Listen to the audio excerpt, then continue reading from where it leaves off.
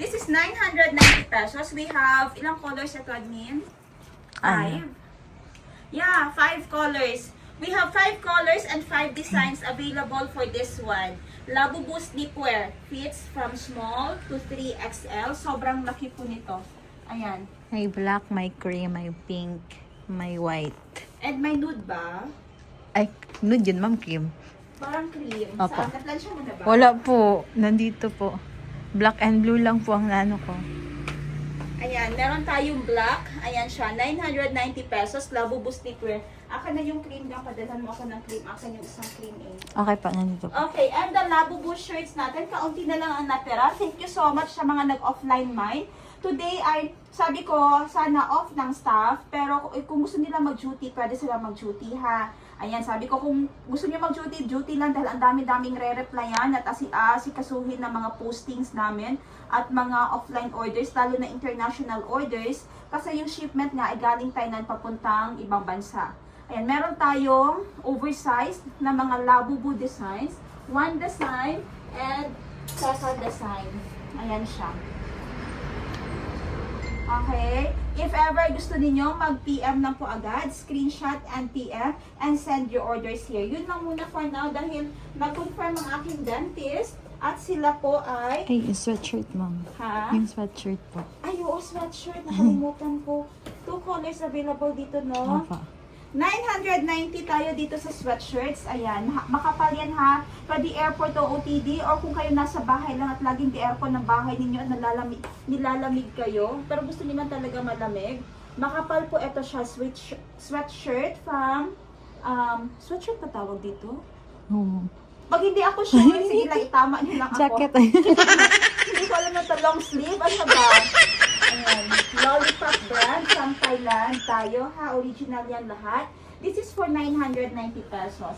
2 colors available dito. May white ito siya. Hindi ko pinahanger dahil po madudumihan but may white tayo nito. Nakuha na ni ma'am yung order niya. Yes, yung mga po. ano. Hindi pa. Yung nag.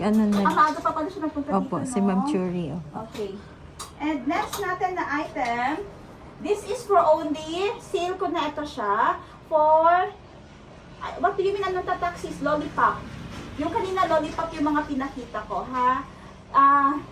Ang mga shirts natin is 850 pesos po dahil pina-air cargo ko, ha? Pag sea cargo, pwede po galing Thailand, 650, but you have to wait 6 to 8 weeks bago nasa Pinas siya. But since nag-add ako ng cargo ko via Philippine Airlines and I paid 400 baht per kilo, I'm selling this for 850 pesos. But limited lang pong akong dala para lang makiter yung urge ng iba na nagmamadali po na makuha na yung item. This one, Tatak Rose BKK. Alam niyo yan, isearch nyo yung Rose BKK. Ang daming hashtag na bumili sa amin ng items na ito. Gustong-gusto nila dahil ang lamig po ng fabric, ang lambot. Ayan. This is for only, nakakuha ko ani nga design, wala. Wala, ma'am siya. This is for only 599 pesos na lang po ha. Akin na lang ito isa, Jo. Okay, ma'am siya. Okay. 599 pesos. Gusto ko itong black. Again, itong long sleeve natin, 990 pesos. May white ito siya, pero hindi ko pinalabas dahil nga, kung may plastic pa tayo na mahaba, ang ipalabas lang siya ha. Okay, sige po, Ilagay ma'am. siya sa plastic na mahaba. Apa. This is 990 pesos itong mahaba na ito. Makanta siya sa likod. So, yun lang muna for now. If may tanong kayo, feel free to PM. Please like and follow the page po para updated kayo sa mga ongoing sale natin. Still on sale ang mga shirts. Sa mga nagtatanong kung open today, yes, open po kami. And ang shirts namin ng mga glow in the dark is for only 399 pesos po. Thank you so much everyone. Ayan, may nagmay ng payong natin. Ask na kayo ng design. Labubu umbrella. Ask na kayo ng design sa page na ito ha. Thank you so much everyone and happy All Souls Day. Bye!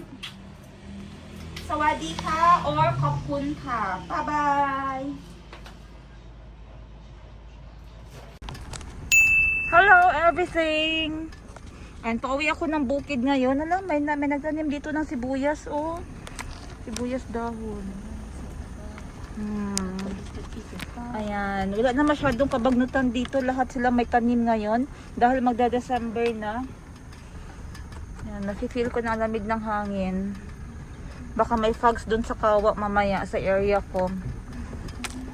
Ayan. Nakamask lang ako ngayon ha kasi grabe yung anesthesia ni Doc. Hanggang ngayon may ano pa. May bisa pa. Tunggas ko na kung anesthesia yung. Nawala man to dayon. Gani. Ari, Lahi na. lahi nga anesthesia. Lahi ko. Nag-ingon kasi ya ha. Nag-iwan ko sa... Hi, rescue! Ha? Long time no see. Ha? Na-demote sa balay. Alas! Niwang git kay Alas, no? And, may mga sisiw na tayo. Aming kusina, may stock na kahoy. May sisiw na. Ayan. Pila ka bilog ang sisiw, tate? Mambosa na ko nung sa nila sa Nambuhinan ni duha. Do lima na Nga man. gikuan sang uwak. Okay. Now, nabawasan pa kami ng dalawa dahil ang uwak, kinain ng uwak. At kanino sa isa, te? 9. 9 iya. Wow. Kanya-kanya lagi sila lumlum, te. Asa niyo niya maglumlum ning isa? Ha? Asa niya maglumlum ning isa? Dito na sa sa kubo, sa payag niya. Diin dito sa dalom? Hindi sila takihon dito sa uwak? Wow. Kay basipat yun sa mga sulok. Ano ni diri bitay-bitay, te? Ang palaan ng kuan, ang palaya. Wala mo ni ginsan sa akon ba? Surprise lagi ni. Wow, may ampalaya kami na. Ayan. Kuya mo para lapit daw ko ang yun. Hindi ko pa nilagay ang mga gamit ko. Andito na ako ulit sa garden. Ayun, kitang-kita yung mga ano oh. Yung mga saging. Naganda ko ang dragon fruit, ate.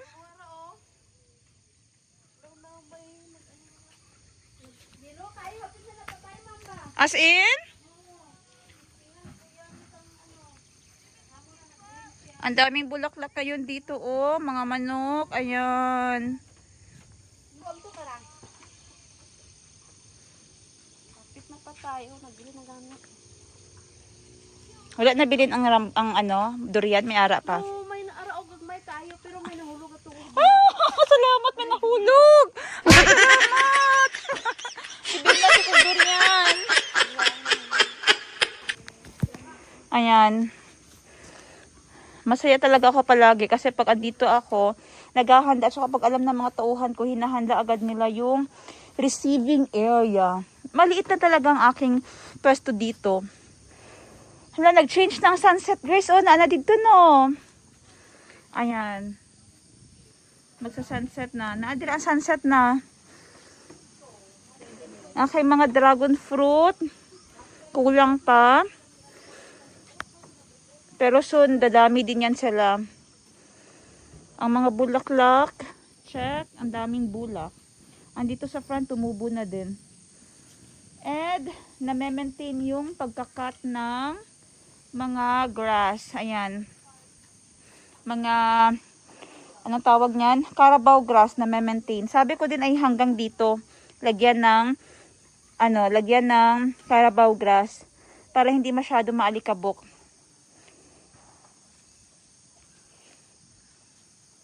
Nobody wanna see us together.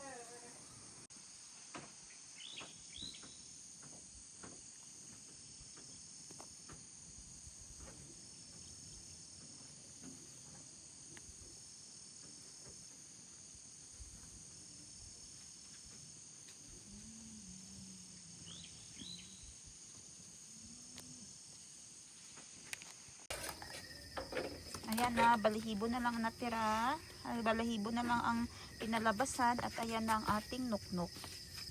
Oh, grabe ka healthy, oh. Hindi pa gini sila feeds yan, oh. Crack corn. O, diba? Crack corn. Tapos mga hilamunderi kag mga ulod. O, ilang konsumo. Yehey! Tinolang manok kami today. Pwede na tal. Ayan, ang oras natin ngayon ay alas 9 na.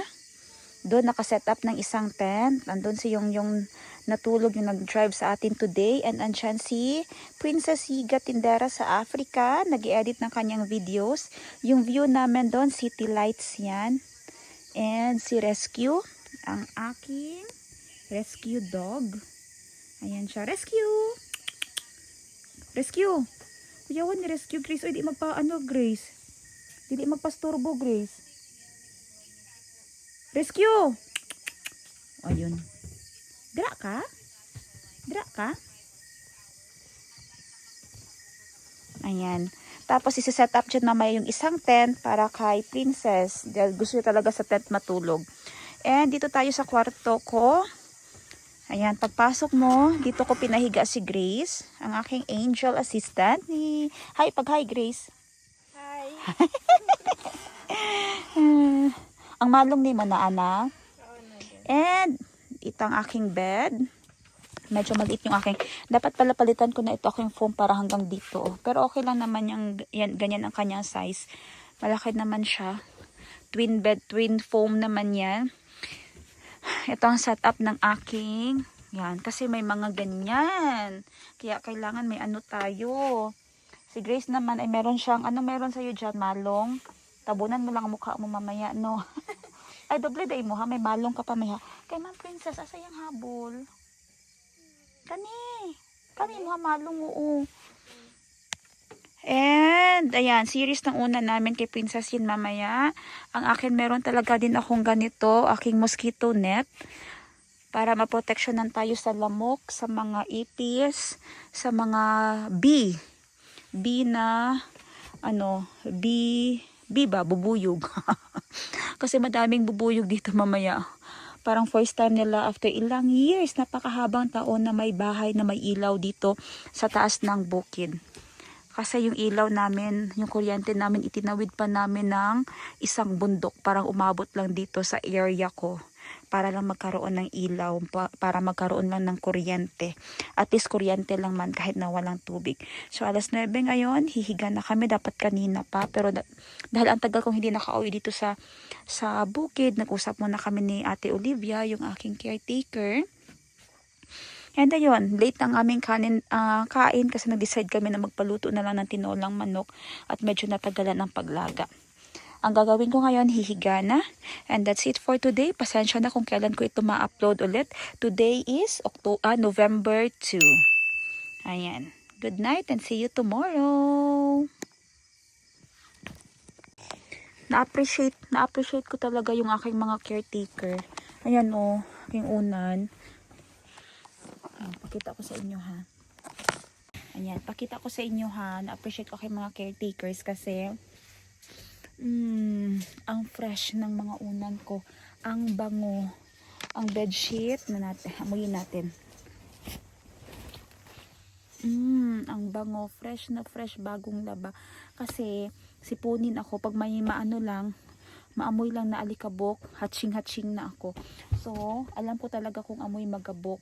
Pinrepair talaga nila ate ang aking tulugan. Thank you so much Ate Liv sa imuhang pag-prepare sa akong tulugan, sa pag-alaga ng mga gamit at ng bahay habang wala ako. Thank you. Mwah. The next day.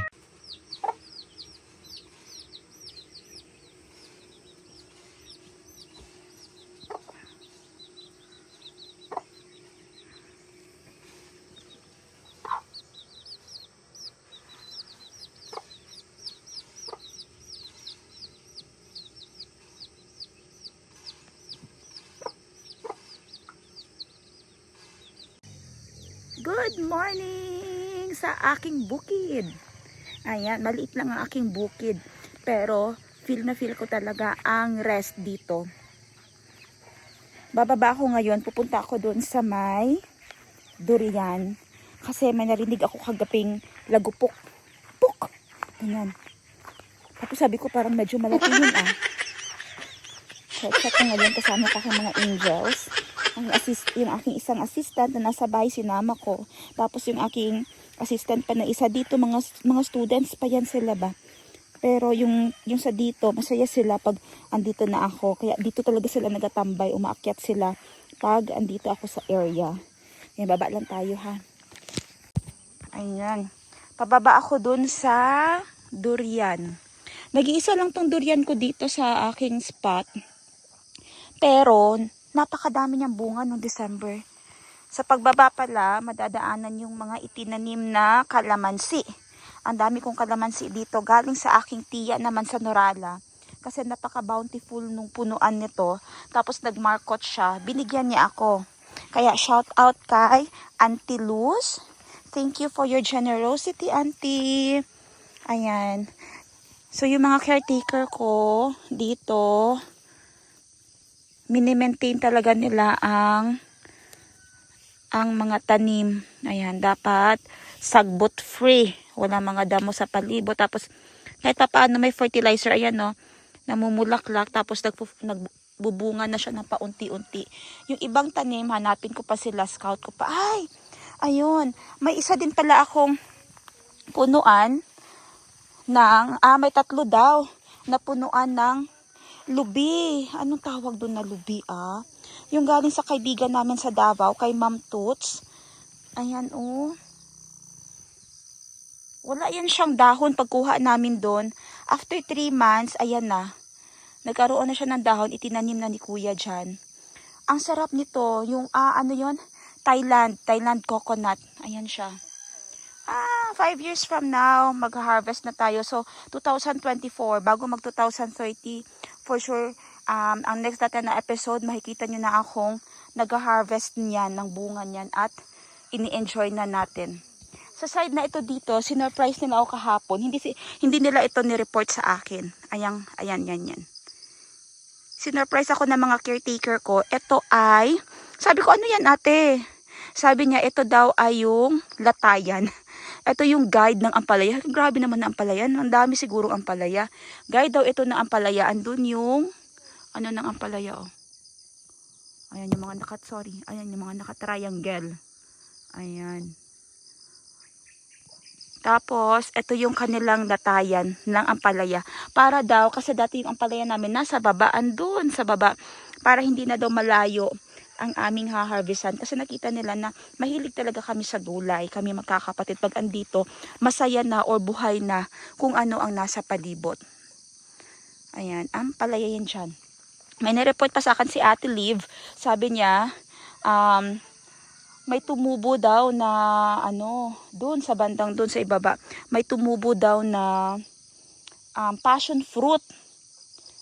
Tapos sabi ko, sige ate, wag niyo putulin ha, or wag ipagapang sa kahoy na mataas kasi ang hirap kunin. Ang gagawin natin, parang ganito lang din, lalagyan ng guide. Para pag dumami na siya, madali lang tayo makakuha ng mga bunga niya. O diba, exciting yun. After 2 years, siguro mamumunga na siya. So, bababa na tayo sa durian. Hello guys! May nahulog? Naa daw. Nahulog. Let's go get it.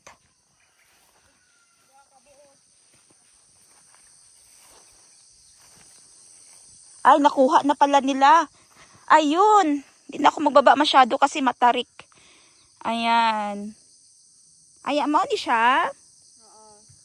Ayan, ang laki. Asan ang isa? Ayan, magkatabi lang pala. Ayan o, 2.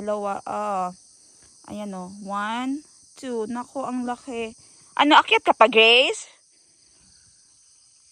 Yay! May baon kami na durian. Uy, huwag kayo maingay kay Tindera sa Africa ha. Kasi bukasan nyo yung aking baon. Yung mga saging doon, malaki na. Simple lang ang aking bukid. Ba't madami na kaming naitanim dito? Ayan. May mga malalaki na yung saging. Siguro next year, magbubunga na ito sila. May isasaing na kami dito at may isusugba. Unsa gani ni siya may bisol ang unod ani? Bisol. Ang mulberry May, nagtubo ang mulberry May. Ay ayun ang mulberry. Ayun yung mga mulberry na galing din sa kaibigan namin sa Davao. Ayan o. Ayan. Linya yan sila doon. Tubo na din yung iba doon. Ay, okay.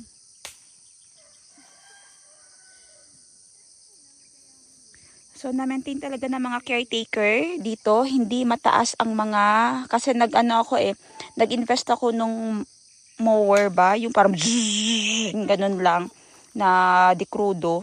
So, maintain nila every month. Naka-ano talaga, naka-mower dito at malinis yung ano, hindi mataas ang mga talahib. Dali na ako, ano nato ng durian, saka na ta. Tapos magkuha tag talbos sa kamote. Ito, talbos ng kamote para for breakfast.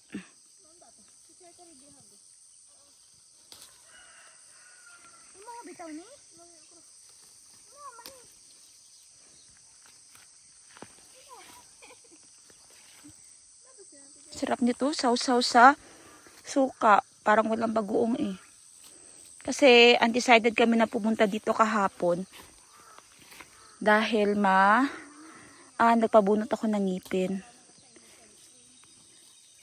Tapos, ayaw ko sanang mag-drive. Nag-confirm naman yung driver na available daw siya. Kasi nga November 2 kahapon. So, akala ko busy yung driver. Nag-confirm naman siya, sige ma'am, ipagdadrive ko po kayo. Masaya naman ako dahil on the go yung aking driver. Ayan. Kuha taan ni gang kay. Gimingaw ko aning talbos. Ay.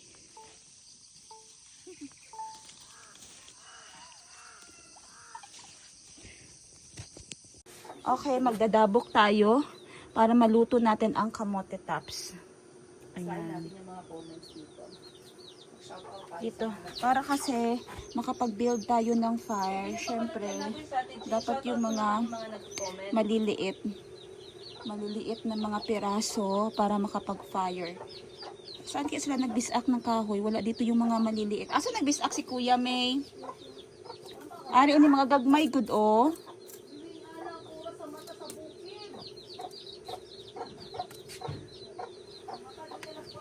Na. Ayan.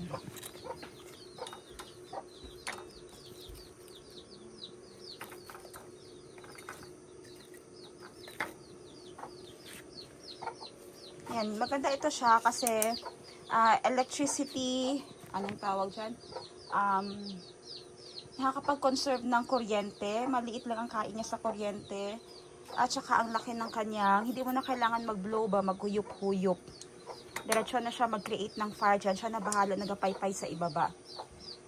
This is very convenient kasi dati dapog lang yung ginagamit. Nako, grabe yung huyop-huyop guys. Ang sakit pa sa mata tapos huyop-huyop ka pa. Ang hirap makapag-build ng fire, lalo na yung mga kahoy medyo basa. Ito kahit na medyo basa ang kahoy, goods nakakapag-create ng fire. Ayan, pauwi na kami. Hatid na ako ng aking angels na may dala na. Anong dala mo yan? Ano yan? Suka na ano? Sinamak. Lalagyan ng tubig at mga damit. Okay, let's go. Binago ang daan. Medyo matarik. Medyo mataas.